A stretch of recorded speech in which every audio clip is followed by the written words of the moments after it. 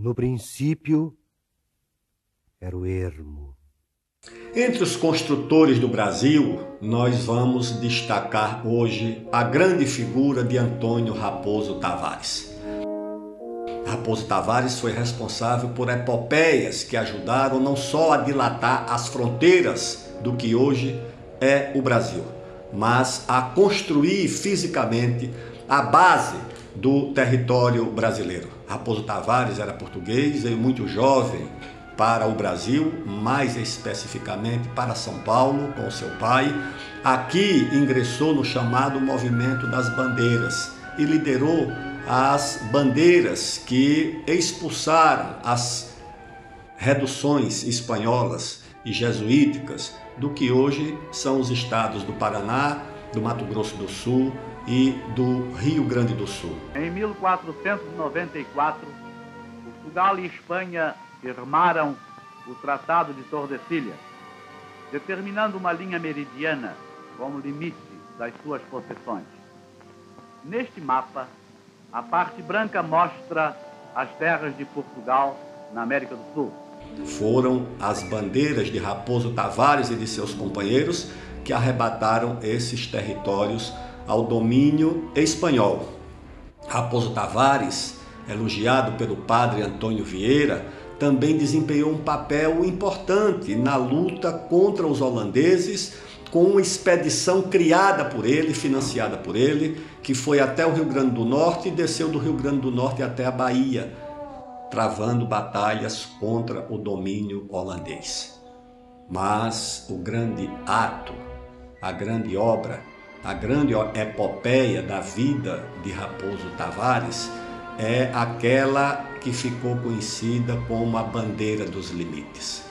Lá pelos idos de 1648, saindo de São Paulo, atravessando o que hoje é o estado do Paraná, do Mato Grosso do Sul, do Mato Grosso, chegando até Potosí, na Bolívia, depois retomando esse caminho por Rondônia, atravessando o Amazonas e chegando ao Peru, e do Peru voltando até Belém e de Belém voltando a São Paulo por 12 mil quilômetros, 3 anos de expedição, onde chegou irreconhecível pelo sofrimento e pelas doenças.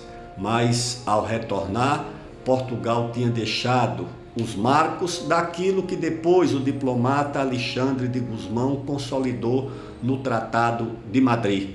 E o Brasil herdou esse território, continente, graças à persistência dos lusitanos, dos portugueses, mas também ao talento especial de homens como Raposo Tavares.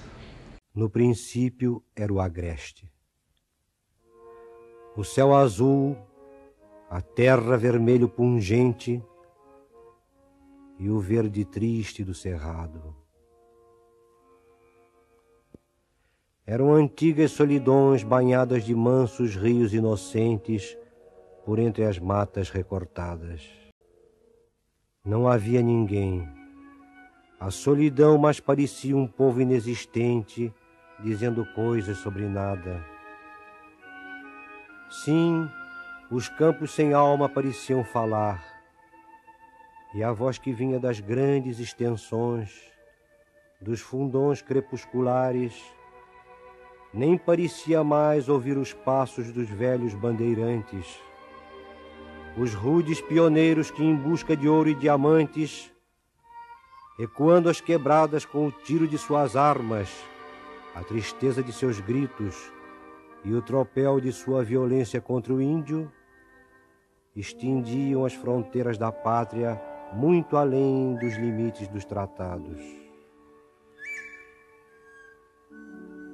Fernão Dias, Anhanguera, Borba Gato, vós fostes os heróis das primeiras marchas para o oeste, da conquista do agreste e da grande planície ensimesmada.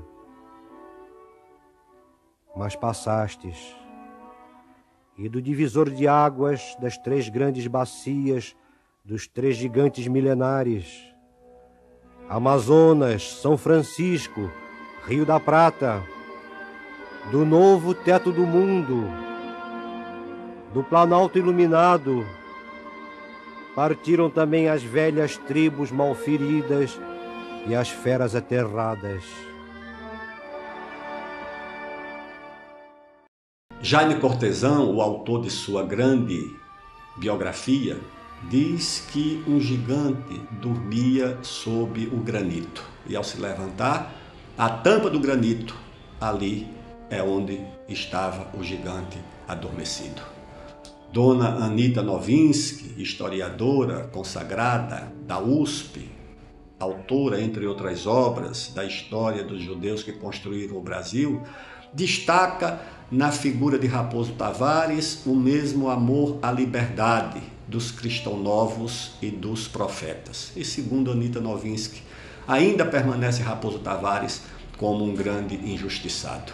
Recentemente, movimentos desorientados que picham o monumento às bandeiras aqui na cidade de São Paulo e outros que detratam a figura dos bandeirantes, que cometeram erros, que cometeram os crimes de sua época, de todos os bandeirantes, dos espanhóis, dos ingleses, dos holandeses, que era a época da expansão dos impérios coloniais, e os impérios coloniais tinham cada um os seus bandeirantes. Na verdade, o Brasil deve muito aos bandeirantes e ao Raposo Tavares. E essa memória precisa ser protegida e preservada.